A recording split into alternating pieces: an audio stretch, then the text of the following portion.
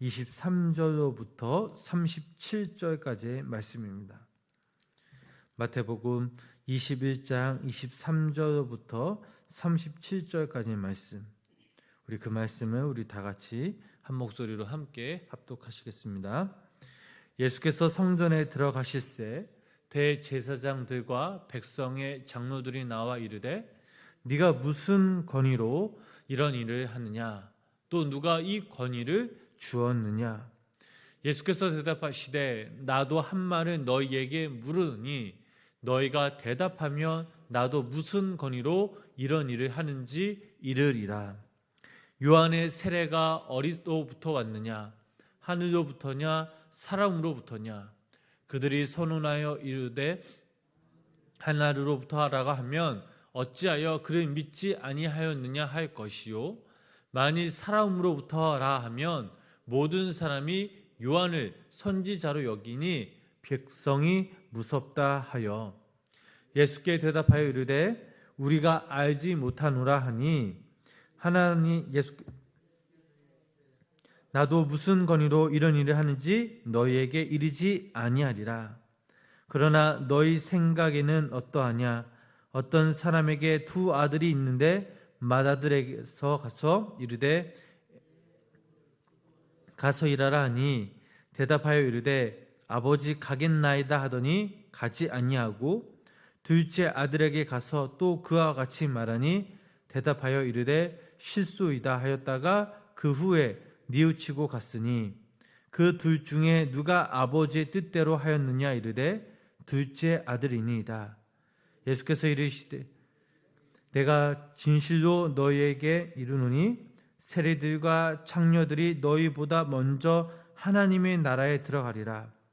요한이 의의 도로 너희에게 왔거늘 너희는 그를 믿지 아니하였으되 세리와 창녀는 믿었으며 너희는 이것을 보고도 끝내 뉘우쳐 믿지 아니하였도다. 다른 한 비유를 들으라. 한 집 주인이 포도원을 만들어 산 울타리로 두르고 거기에 집자하는 틀을 만들고 망대를 짓고 농부들에게 새로 주고 타국에 갔더니 열매 거둘 때가 가까움에 그 열매를 받으려고 자기 종들을 농부들에게 보내니 농부들이 종들을 잡아 하나는 심히 때리고 하나는 죽이고 하나는 돌로 쳤거늘 다시 다른 종들을 처음부터 많이 보내니 그들에게도 그렇게 하였는지라. 후에 자기 아들을 보내며 이르되 그들이 내 아들은 존대하리라 하였더니. 아멘. 오늘도 하나님의 귀한 은혜와 사랑이 우리 성도님들 삶 가운데 함께 하시길 주님의 이름으로 간절히 축원합니다. 오늘 저희들이 읽은 이 본문 말씀은 성고난 주간의 첫째 날과 둘째 날에 있었던 그런 사건을 보도하고 있습니다. 십자가를 지시기 위해 예루살렘으로 오셨던 예수님은 또다시 종교 지도자들에게 시련을 겪게 됩니다. 이들은 집요하게 예수님을 괴롭혔던 자들이었습니다. 특히 오늘 본문 말씀에서 그들은 예수님의 권위에 대한 도전에 대한 질문을 하였고, 두 번째로 세금 문제를 가지고 예수님의 가르침을 공격하는 그 모습이 나옵니다. 그리고 세 번째로 부활에 관한 질문, 네 번째로 첫 계명에 대한 질문을 하고 있습니다. 우리 본문 23절 말씀을 우리 다시 한번 우리 함께 읽어보도록 하겠습니다. 예수께서 성전에 들어가 가르치실새 대제사장들과 백성의 장로들이 나와 이르되 네가 무슨 권위로 이런 일을 하느냐? 또 누가 이런 권위를 주었느냐? 아멘. 이들은 예수님께 나와 질문을 합니다. 첫 번째 질문은 예수 네가 누구 허락을 받고 이 성전에서 마음대로 이 성전을 뒤집는가? 또한 네가 누구길래 이 성전에서 병을 고치고 하나님의 말씀을 가르치는가? 또 한 가지 질문은 너에게 이런 권위가 있다면 그 권위는 누구로부터 받은 권위인가? 누가 너에게 이 권위를 주었는가 하는 그런 질문입니다. 그들의 질문을 들으신 이 예수님은 바로 대답하실 수 없었습니다.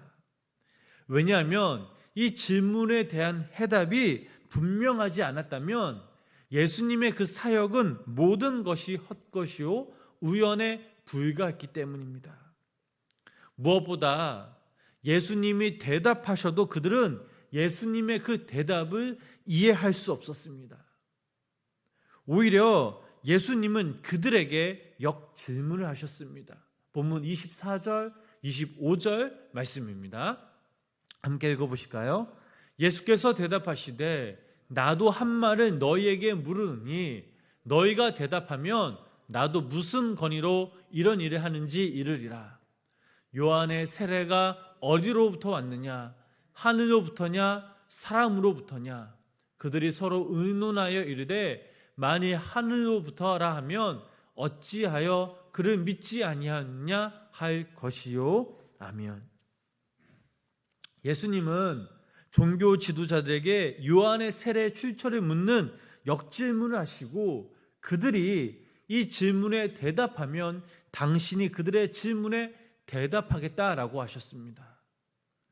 예수님이 역질문한 이유는 당신을 음해하려는 그런 목적으로 질문한 그들의 속내를 예수님은 아셨기 때문입니다. 즉 종교 지도자들과 대제사장들은 예수님께 그의 권위에 대한 출처를 물음으로써 만일 주님이 당신의 권위가 하나님으로부터 온 것이라고 하면 주님을 신성 모독죄로 고발하고 만일 주님이 대답하지 못하면 주님을 바라보는 이 백성들에게 실망을 안겨주고자 하는 이 속셈에서 이런 질문을 했던 것입니다. 주님은 이들의 속마음을 아셨기에 역질문을 통해 그들의 간교한 그 마음을 지혜롭게 벗어날 수 있었습니다. 그렇다면 오늘 이 시간 우리는 이 권위에 대해서 우리가 한번 생각해 볼 필요가 있습니다. 권위가 왜 중요할까요?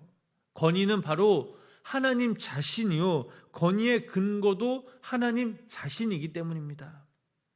우리가 이 권위를 부인하는 것은 하나님을 부인하는 것이 되고 하나님을 부인하게 되면 우리의 신앙 자체를 부인하게 되는 것입니다. 하나님은 스스로 존재하시는 분이십니다. 누구로부터 창조되신 분이 아니십니다. 하나님은 절대 무한하신 분이시고 언제 어디에 계시며 완전하신 분, 이것이 바로 이 권위의 근거입니다. 그리고 하나님과 더불어 또 다른 권위가 있습니다. 바로 하나님의 말씀인 바로 이 성경. 이 성경은 하나님의 영에 감동된 여러 사람들을 통해 직접 쓰신 책입니다. 이 성경은 영원한 하나님의 말씀으로서의 권위입니다. 창세기 1장 1절 말씀 보면 하나님이 어디로부터 오셨는지, 하나님을 누가 만들었는지에 대한 아무런 대답, 질문조차 없습니다. 태초에 하나님이 천지를 창조하시니라. 이렇게 시작이 됩니다. 그렇다면 왜 이렇게 시작이 되었는가? 하나님 자체가 우주의 본질 자체요, 권위 자체요, 우주와 만물이 모두 다 하나님께로부터 왔고 하나님께서 통제하시고 하나님께서 이루셨기 때문입니다. 그렇다면 우리는 여기서 하나 생각해 볼 것이 있습니다. 권위 안에 있는 이 사람들은 이 권위를 하나님께 어떻게 할 것인가에 대한 문제입니다. 한마디로 순종입니다. 이 순종 안에는 하나님의 영적인 능력이 있고 질서가 있습니다. 하나님이 주신 이 마음과 사랑을 통하여 우리들은 미움을 이기고 용서를 통하여 분노를 이기고 순종을 통하여 모든 부정한 것들을 이깁니다. 하나님이 우리에게 주신 능력, 이 능력 중 가장 중요한 능력이 바로 이 순종이라는 사실입니다. 하나님이 우리에게 구원이라는 것을 통해 믿음을 주셨고 순종을 주셨습니다. 순종하는 삶을 살아가면 우리의 삶을 통해 구원이 완성됩니다. 그러므로 구원은 믿음으로 신작해서 순종으로 완성됩니다. 계속해서 본문 26절, 27절 말씀 우리 함께 읽어보도록 하겠습니다. 만일 사람으로부터라 하면 모든 사람이 요한을 선지자로 여기니 백성이 무섭다 하여 예수께 대답하여 이르되 우리가 알지 못하노라 하니 예수께서 이르시되 나도 무슨 권위로 이런 일을 하는지 너희에게 이르지 아니하니라. 아멘. 자, 이 말씀을 보면 예수님께서 자기를 대적하는 자들에게 그들이 질문하는 것에 대한 답을 주지 않으셨음을 기록하고 있습니다. 예수님의 질문에 그들이 대답하지 않았으므로 예수님께서도 그들의 질문에 대답하지 않으셨던 것입니다. 중요한 것은 예수님이 대답하셨느냐 하지 아니하셨느냐 이게 중요한 것이 아닙니다. 우리가 주목해야 할 것은 유대 종교 지도자들이 할지라도 성경에 예언된 세례 요한에 대해서도 예수님에 대해서도 이들은 알지 못했다라는 것입니다. 그들은 충분히 성경적인 지식을 가진 자들이었고 백성을 가르치는 것에 위에 있었던 사람들이었지만 그럼에도 불구하고 그들은 예수님을 아는데 실패했던 그런 사람들이었습니다. 우리가 주목해야 할 부분이 바로 이것입니다. 왜 그들이 예수님을 보고도 알지 못했을까요? 그들은 언약의 자손들이요 선지자들 통해 주님에 대한 모든 것을 듣고 알고 있었을 것이 분명한데 그러나 그들 앞에 오신 그 예수님을 인지하지 못했다라는 것은 참 이해하기 힘듭니다. 이 의문점을 푸는 것은 간단합니다. 예수님을 아는 통로는 바로 구원과 믿음인데 그들은 이를 버리고 자신들의 지식에만 의존했던 것입니다. 세상적인 지식과 학문으로는 누구라도 예수 그리스도를 알 수 없습니다. 예수님은 오직 믿음이라는 이 통로로만 그분을 알고 또 그분과의 관계를 나눌 수 있습니다. 오늘날 이 땅에 수많은 그리스도인들이 이와 같은 오류를 범하고 있습니다. 믿음을 버리고 그저 자신이 아는 지식으로만 주님께 나아가고자 하는 그런 시도입니다. 결국 이렇게 되면 얻는 것은 아무것도 없습니다. 저희가 너무나 잘 아는 말씀, 주 예수를 믿으라 그리하면 너와 내 집이 구원을 얻으리라. 자, 이 선포는 예수님을 알고자 하는 모든 이에게 똑같은 그런 해법으로 제시되는 그런 유일한 길입니다. 아무로 다른 방법으로는 주님께 나아갈 수 없고 그분을 알 수 없다라는 것입니다. 사랑하는 성도 여러분, 모든 사람들에게 충분한 기회가 주어졌음에도 그 기회를 잡고 성공의 기쁨을 모두 다 누리는 것이 아닙니다. 오늘 저희들이 읽은 이 본문 말씀에서도 알 수 있듯이 유대 종교 지도자들, 이들은 기회를 얻어도 그 기회를 충분히 활용치 못했을 뿐만 아니라 실패하는 삶을 살아갈 수밖에 없었습니다. 왜 그들이 실패했는지 우리들은 주목할 필요가 있습니다. 오늘날 이 땅에 수많은 교회들이 있고 하나님의 역사는 진행되고 있다라고 말은 하지만 실제로 코로나 시대 이후 교회는 급감하게 줄어들었고 또 이 땅의 그리스도인들은 세상 사람들로부터 지탄을 받는 그런 세상이 되어버렸습니다. 사회에 대한 교회의 영향력이 또한 너무나 줄어들어 버렸습니다.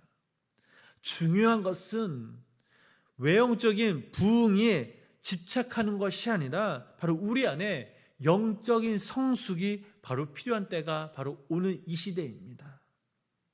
지금 우리들은 이러한 위기를 맞고 있다라는 사실을 인식해야 합니다. 우리들은 끊임없이 자기 자신을 살펴보아야 합니다. 매사에 하나님을 향한 두려움을 갖고 날마다 경건의 이 훈련에 힘써야만 하겠습니다. 기독교인이 되는 것은 쉽지만 그러나 진정한 그리스도인이 되기는 결코 쉽지 않습니다. 여기 모인 우리 성도님들 또한 영상을 통해 예배드리는 우리 모든 성도님들이 매일매일 그 하나님의 그 말씀에 귀 기울이며 순종하며 모든 일에 온유와 겸손으로 순종으로 악을 이기고 오직 예수 그리스도의 이름으로 승리하시는 귀한 믿음의 성도님들 되시길 주님의 이름으로 간절히 축원합니다. 기도하겠습니다. 주님을 아는 통로는 지식이 아니라 믿음임을 고백합니다. 우리의 연약한 믿음을 용서하여 주시고 또 우리 모두 다 하나님의 그 권위에 절대 순종하며 말씀을 삶의 기준으로 삼아 말씀대로 행함이 있는 믿음으로 살아가게 하여 주시옵소서. 우리의 중심을 살펴보시는 주님, 우리의 마음과 시선이 날마다 주님을 향하게 하시고 온전히 주님께 믿음으로 나아가는 우리 귀한 우리 모든 성도님들 되게 하여 주시옵소서. 이 쌀쌀한 날씨에 주님의 전에 모여서 함께 기도하며 또한 영상을 통해 예배드신 모든 성도님들의 기도와 간구를 하나님께서 들어주시옵고 반드시 하나님의 그때 응답받는 역사가 우리 가운데 있게 하여 주시옵소서. 오늘도 우리가 그 하나님의 권위에 말씀 앞에 순종하여 또 하나님이 주신 귀한 거룩한 사명 우리 성도님들이 각자 능히 잘 감당케 하시고 아버지 하나님, 하나님이 주신 그 사명 가운데 우리의 삶을 통해 많은 아버지 하나님 귀한 삶의 열매들을 맺는 우리 귀한 성도님들이 되게 하여 주시옵소서. 예수님의 이름으로 간절히 기도드렸습니다. 아멘.